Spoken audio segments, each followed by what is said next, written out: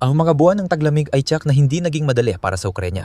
Matinding pambobomba ng Rusya sa mga pasilidad ng enerhiya ang nagdulot ng malawakang pagkawala ng kuryente, maayos na pagpainit, at gumaganang mga sistema ng alkantarilya sa karamihan ng bansa sa loob ng ilang linggo sa gitna ng malamig na taglamig. Pero nakaligtas ang Ukraina at sinimulan nito ang 2026 ng pasabog. Mas eksakto, mismo mga critical na pasilidad sa pinakaloob ng Rusya ang sumabog at gumuho dahil sa lalong lumalakas na long-range na pag-atake ng Ukraina. Ang dahilan? Mga in-upgrade na drone at misil, mga sistemang kontrol na pinapagana ng AI, at mga bagong mga taktikang pangkuyog na hirap kontrolin ng Rusya. Tingnan natin paano ginagamit ng Ukraina ang napakahusay nitong mga taktikang pangkuyog para magdulot ng kaguluhan sa loob ng Rusya. Habang natutunaw ang yelo at dumarating ang tagsibol, pinaigting ng Ukraina ang long-range missile at drone attacks sa enerhiya, militar, at iba pang mahalagang infrastruktura ng Rusya. Sa bandang dulo ng 2025, iniulat ng Ministry ng Depensa ng Rusya na nakakapagpabagsak sila ng 50 hanggang 150 Ukrainian na drone at missile bawat araw. Pagsapit ng kalagitnaan ng Marso, 2026 umabot sa 100 bawat araw ang bilang na iyon. Madalas naglalabas ang Ministry ng Depensa ng Ukraina ng araw-araw na ulat sa mga pag-atake ng Rusya noong nakaraang gabi, kasama ang bilang ng drone at missile na pinakawalan at napatumba ng depensang panghimpapawid.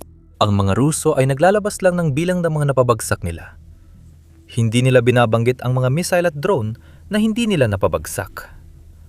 Ngunit maraming ebidensyang biswal na nagpapatunay na dumarami ang matagumpay na pag-atake ng Ukraina na tumatama sa kanilang mga target, na nagdudulot ng matinding pinsala sa militar at infrastruktura ng enerhiya ng Rusya sa proseso. Lumakas ang produksyon ng Ukraina ng mga FPV drone para sa unahan at mga pang-ataking drone para sa malayo ang pag-atake. Naitatag na ng Ukraina ang serya na produksyon ng kanilang bagong Flamingo cruise missile at mga hybrid drone missile tulad ng FP2 at FP7 para sa malalayong pag-atake. Sa mga unahan, iniulat ng mga Russian na military blogger ang malaking pagdami ng mga drone ng Ukraina, parehong GPS-guided at fiber-optic guided na FPV drone. Iniulat din nila na inangkop ng mga Ukrainians ang mga radio frequency na ginagamit para kontrolin ng mga drone, kaya't hindi na epektibo ang karamihan sa anti-drone EW device ng Russia. At mas lumala pa ang sitwasyon ng mga Ruso nang pinalawak ng ilang 10 milya ang abot ng mga bagong drone.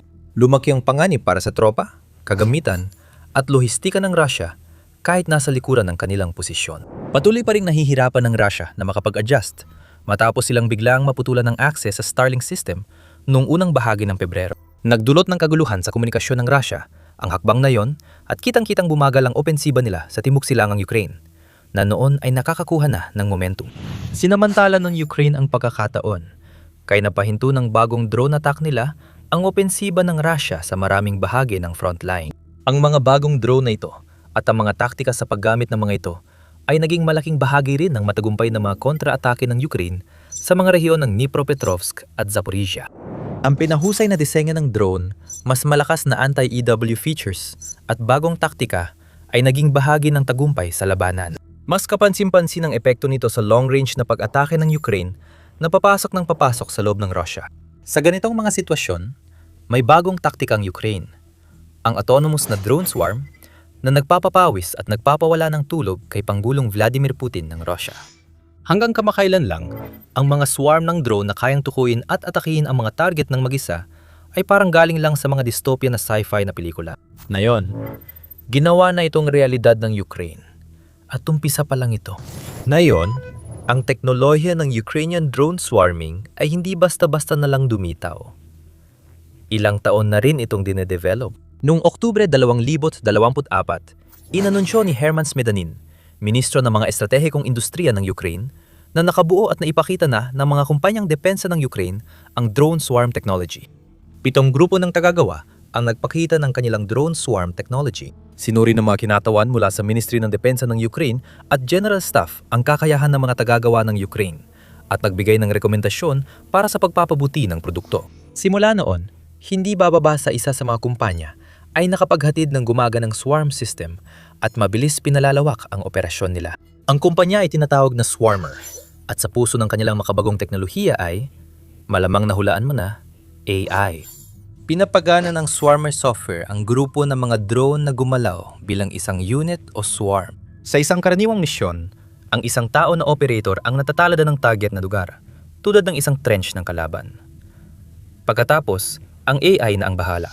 Sa isang typical na pag-atake gamit ang Swarmer, 3 hanggang 8 drone ang sabay-sabay kumikilos bilang swarm. Unang ginagamit ang reconnaissance drone para tukuyin ang pinakamainam na ruta sa target na pinili ng tao. At sinsusundan ito ng mga strike drone na may pampasabog. Ang pangunahing inobasyon ay kaya ng mga strike drone na magtakda ng oras at pagkakasunod ng pag-atake para sa pinakamabisang resulta nang hindi na kailangan ng direktang utos mula sa operator sa huling aksyon. Sa madaling salita, ito ay mga autonomous na pag-atake ng drone na walang kahit anong tao sa proseso. Noong Setyembre 2025, sinabi ng Wall Street Journal na ang paggamit ng Ukraine ng drone ay unang regular na paggamit ng autonomous swarm technology sa labanan. Inilalagay ang Ukraine sa unahan ng pagbabago sa teknolohiyang militar. Hindi na teorya ang autonomous drone swarms. Mahigit 100 beses na itong matagumpay na nagamit ng isang unit ng Ukraine. Binanggit sa artikulo na bagamat karaniwang may maliit na grupo ng 3 hanggang 8 drone ang kasalukuyang operasyon, matagumpay nang nasubukan ng teknolohiya sa mga grupong umaabot sa 25 drone. Pero maliit na bagay lang yan. Ang Swarmer ay naghahanda para sa mga pagsubok na may kasamang nakakatakot na swarm ng 100 drone. May mga kwento na nagpapakita na talagang lumalaki na ang bilang ng mga swarm sa larangan ng labanan.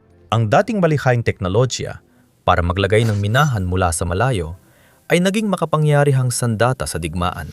Dahil sa mga tagumpay at long-range na pag-atake, natatalakayin pa natin, nakakuha ng malaking atensyon sa buong mundo ang Swarmer. Noong Setyembre 2025, inanunsyo ng kumpanya ang $15 milyong na Series A investment, ang pinakamalaking pamumuhunan sa isang kumpanya ng teknolohiyang pandepensa sa Ukraine mula simula ng digmaan. Pinangunahan ng round ng isang malaking US venture capital fund, ang Broadband Capital Investments, na may partisipasyon mula sa RGAI, D3 Ventures Green Flag Ventures, Radius Capital at Network VC. Pinatunayan na ng aming software ang husay nito sa aktwal na labanan sa 10,000 misyon ayon kay Serhiy Kuprenko, tagapagtatag at CEO ng Swarmer.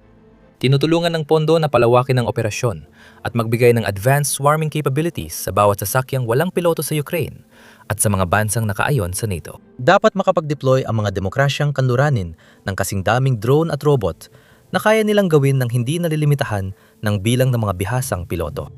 Pagkatapos, noong Pebrero 2026 lumabas na si Eric Prince, ay naitalaga bilang non-executive chairman ng Swarma. Si Prince ay ang medyo kontrobersyo na tagapagtatag ng kumpanya ng mga bayarang sundalo na dating kilala bilang Blackwater, na ngayon ay Academy, at isang kilalang pangalan sa mga bilog ng MAGA sa Amerika. Sa isang liham para sa mga posibleng mamumuhunan, isinulat niya na mula noong Abril, 2024 ang plataporma ng Swarma ay naipakalat na sa Ukraine na may higit sa 100,000 real-world na misyon at aktibong mga labanan. Nagbibigay impormasyon sa software at machine learning models dito.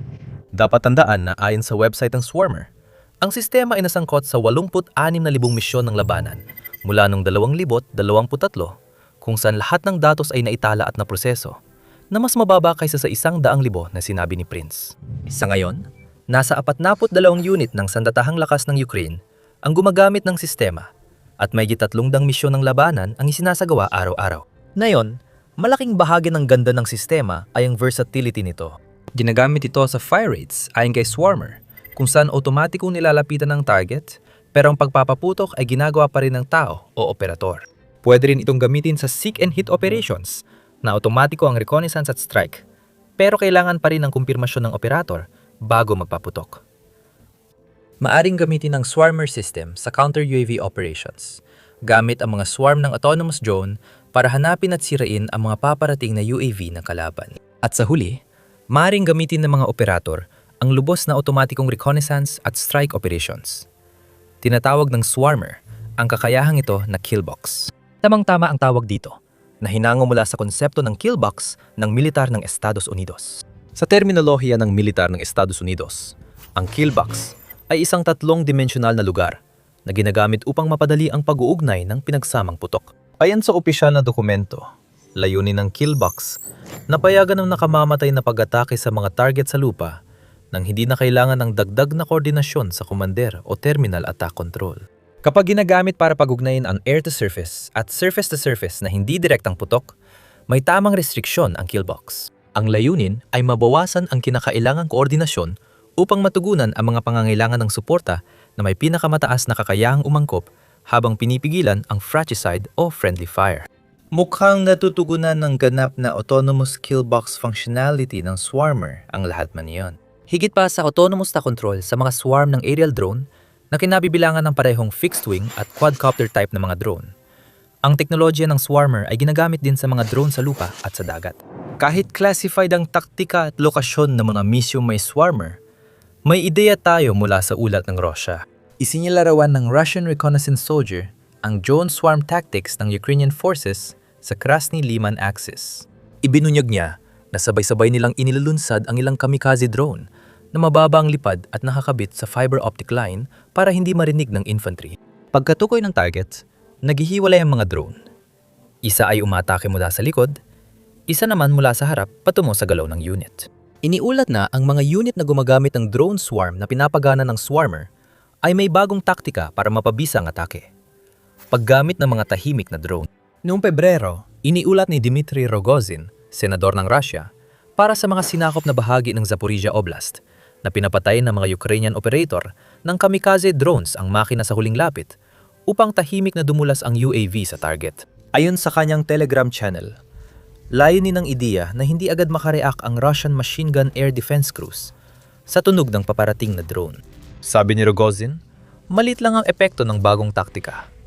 Kahit mukhang bago, kaya pa rin ito ng mga puwersa ng Russia. Nasirain ang mga ito, kaya hindi nagbabago ang kabuuang sitwasyon. Pero ang ebidensya mula sa nasusunog na infrastruktura ng Russia ay napapakita ng kabaliktaran. Ganyan ang ginagawa namin sa The Military Show. Masusing pagsisiyasat para tuklasin ang totoong kwento sa likod ng balita. Mag-subscribe sa channel para sa bagong balita at pagsusuri mula sa mga larangan ng digmaan sa Ukraine, gitnang silangan at iba pa. Napansin na mas bumilis ang pinsala mula sa mga bagong taktika ng drone ng Ukraine simula Pebrero 10. Noong Pebrero, 11 nagdulot ng sunog ang pag-atake ng Ukraine sa oil refinery ng Lukoil sa Volgograd. Noong Pebrero, 17 nasira rin magdamag ang hindi bababa sa 2 imbakan ng langis sa storage site sa Krasnodar. Noong Pebrero, 22 isang pumping station ng krudong langis sa Tatarstan ang nawasak magdamag. At noong Pebrero, 25 isang planta ng chemical sa lungsod ng Smolensk ang sinunog. Makikikita sa satellite imagery na ito ay lubusang natupok. Kinabukasan ng gabi, inatake ng mga drone ng Ukraine ang Tula, pangunahing rehiyon ng paggawa ng arma sa Rusya, at tinarget ang depensa sa himpapawid. At ang parehong rehiyon ay muling inatake noong ika-1 ng Marso bilang bahagi ng isa sa pinakamalawak at pinaka-epektibong pag-atake ng Ukraine hanggang ngayon. Mula Enero, ang karamihan ng mga pag-atake ng drone ng Ukraine laban sa mga target ng Rusya ay nakatuon sa timog kandurang bahagi ng Rusya at Crimea. Mas maliliit na pag-atake sa himpapawid ay umabot pa sa mas malalim na bahagi ng kanlurang Rusya at paminsan-minsan ay nararating ang malalayang target sa kabundukang Ural at dagat Caspian. Sumunod din ang pag-atake noong Marso 1 sa kilalang pattern na ito. Tinututukan ng operasyon sa himpapawid ng Ukraine, kagabi ang Crimea at baybayin ng Black Sea ng Rusya. Kasabay nito, isang pangalawang pag-atake ang inilunsad sa Tula. Mga 217 milya ang layo. Ayon sa militar ng Ukraine, tinamaan at hindi napagana ng mga strike drone ang Russian Siyam-naput 2 N-6A radar system malapit sa Sinovaya Gora. Ang radar ay malagang sensor ng ESAPAT, naraan air defense system ng Russia, tumutulong sa pagsubaybay at pag-target sa paparating ng mga drone at misil ng Ukraine. May iba pang importanteng target sa radar. Sa sabayang pag-atake, tinamaan at sinunog ng mga drone na pang-atake ng Ukraine ang oil refinery at tinamaan din ang mga pasilidad ng depensa sa impapawid sa paligid ng Russian Black Sea port ng Novorossiysk. Ito ang daungan kung saan napilitang tumakas ang Russian Black Sea Fleet matapos silang paulanan ng atake ng Ukraine sa dati nilang base sa Crimea noong 2022 at 2023. Pinakamaraming pagsabog ang naitala malapit sa Sheskaris Oil Terminal, isang malaking sentro ng paglilipat ng langis at mga produktong petrolyo ng Russia. 11 kamikaze aircraft ang direktang tumama sa terminal, kung saan lumabas online ang mga larawan ng orange-pulang pagsabog at 3 malalaking sunog matapos ang insidente. Kakabukas lang muli ng Sheshkaris Terminal ilang buwan matapos itong isara dahil sa pagkukumpuni mula sa pag-atake ng Ukraine noong Nobyembre. Pero hindi lang yan ang tanging target sa lugar na tinamaan ng mga drone ng Ukraine nung gabing yun na puno ng apoy. Iba pang mga target na tinamaan sa Novorossiysk ay kinabibilangan ng mga barkong pandigma, oil tanker, pasilidad ng pagkakarga ng langis, at mga instalasyon ng depensa sa Himpapawid. Ayon kay Veniamin Kondratiev, gobernador ng Krasnodar Krai, sinabi niya kinabukasan sa lokal na media na ang malawakang pag-atake ng Ukraine ang pinakamalakas ng tumama sa Novorossiysk. Nagdeklara siya ng state of emergency. Ayon sa otoridad ng Russia, 5 ang nasugatan sa bumagsak na debris. Dagdag pa rito, 20 gusali sa lungsod ang nasira, kabilang ang 17 gusaling tirahan at isang daycare center. Bihirang maging prangka ang mga otoridad ng Russia tungkol sa pinsalang dulot ng pag-atake ng Ukraine na napapakita ng parami ang mga lumulusot sa depensa ng himpapawid ng Russia. Iyan ay bahagyang dahil sa isa pang bagong taktika ng Ukraine. Winawasak muna ang depensa sa himpapawid para magbukas ng puwang bago ilunsad ang pangunahing pag-atake. Noong Pebrero 25, bago ang mga pag-atake sa Crimea, Smolensk at Tula, naglabas ang Special Operations Forces ng Ukraine o SSO ng mga larawan at video ng kanilang pag-atake. Mga drone na tumatama sa isang Russian S-400 Triumph Interceptor missile launcher, isang kaugnay na 72 N-6E fire-controlled multifunctional radar, at isang Pantsir S-1 short-range air defense system. Maraming kuha ang natukoy sa isang baryo, malapit sa pangalawang pinakamalaking lungsod ng Crimea, ang Simferopol. 2 araw pagkatapos, naglabas ng pahayag at video ang Unmanned Systems Forces ng Ukraine, USF, na nagpapakita ng kanilang mga drone. Tinarget at tinaman ang isa pang Pantsir S-1 air defense sa teritoryo ng isang abandonadong pabrika ng bakal sa lungsod ng Mariupol sa sinakop na Donetsk Oblast.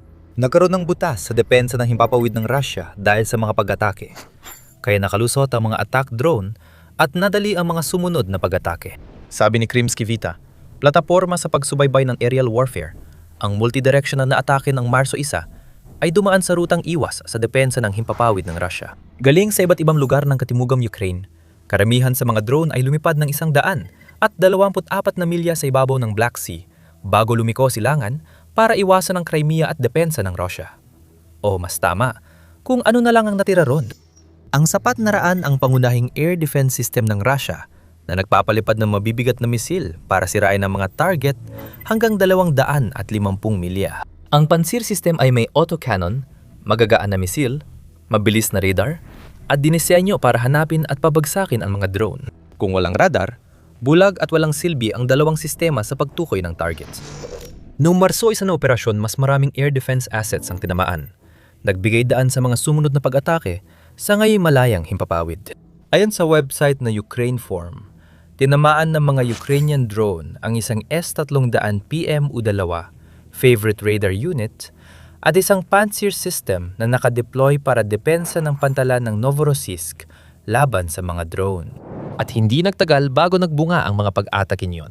Noong Marso, 10 pinuntirian ng kwersang Ukrainian ang Kreml Defense Plant sa Bryansk gamit ang Storm Shadow o Scald-EG missiles. Ayon sa ulat, ang planta ay nagsusupply sa Russian state defense conglomerate Ulmaz-Unte na gumagawa ng air defense system. Nagsusupply din ito sa Tactical Missiles Corporation na pag-aari ng Estado na gumagawa ng mga cruise missile kabilang ang Kh-50, Sham Kh-60, Sham Kh-100 at isa at Kh-55 na mga misil na ginagamit sa pag-atake sa Ukraine. Ayon sa ulat, gumagawa rin ito ng bahagi para sa strategic nuclear arsenal ng Russia na nagdududot ng panganib ng nuclear na tugon ayon sa kanilang doktrina. Ang pag-atake, ika-6 na beses mula 2022 ay naganap sa liwanag ng araw habang puno ng manggagawa ang pabrika. Iniulat ang madalaking sunog at pagsabog. At ayon sa mga autoridad ng Russia, 7 ang nasawing sibilyan at 42 pa ang nasugatan. Kinondena ng Moscow ang pag-atake bilang terorismo laban sa sibilyan, binatikos ang UK at France sa pagbibigay ng misail at inakusahan ng paglabag sa internasyonal na batas. Kinabukasan ng gabi, Marso 11, tinamaan na isang drone strike ng Ukraine ang Kubyshev Azot Chemical Plant sa Tulyuty, Samara Oblast, na pangunahing gumagawa ng caprolactam at mga nitrogen fertilizer. Sa parehong gabi, iniulat na tinarget ng puwersa ng Ukraine ang Metrofax Chemical Plant sa Perm, na kinumpirma kamakailan ni Gobernador Dmitry Makhonin. Malamang na naging posible ulit ang mga pag-atake dahil sa naunang pagsira ng air defense sa ruta papunta sa target. Noong Marso, siyam sinira ng mga puwersa ng Ukraine ang ilang radar system sa Yevpatoria, kabilang ang Oberon na 14 at Nebo-U na mga radar. Nangyari rin yun matapos ang 3 araw. Una, sinira ng mga puwersa ng Ukraine ang mga istasyon ng radar na Sopka-2 at 48, Ya-6 Hodlyot, malapit sa sinakop na Vinorudny. Makalipas ang ilang oras ng gabing yon, habang bahagyang bulag ang mga air defense, inatake ng SSO ang Tikholretsk Oil Pumping Station sa Krasnodar Krai, na nagdulot ng malaking sunog sa isang mahalagang sentro ng langis sa timog ng Rusya at nakaantala sa lohistika ng supply ng gasolina. Walang direktang ebidensya na ang mga tinalakay na pag-atake ay ginawa gamit ang swarmer o autonomous drone swarming. Ang pagdami ng pag-atake at ebidensya ng malawakang paggamit ng autonomous na drone swarms ng Ukraine ay malabong nagkataon lang. Sa kasalukuyan, ang mga bagong teknolohiya, taktika, at pagdami ng drone ay nakakatulong sa Ukraine. Hindi pa tiyak ang lawak ng pinsala nila sa makinarya ng digmaan ng Russia. Patuloy naming susubaybayan ang mga kaganapan, kaya mag-subscribe sa channel para wala kang mamiss. Samantala, may paraan ng Ukraine para maagaw ang lahat ng drone ng Russia. Panoorin ang video para malaman kung paano.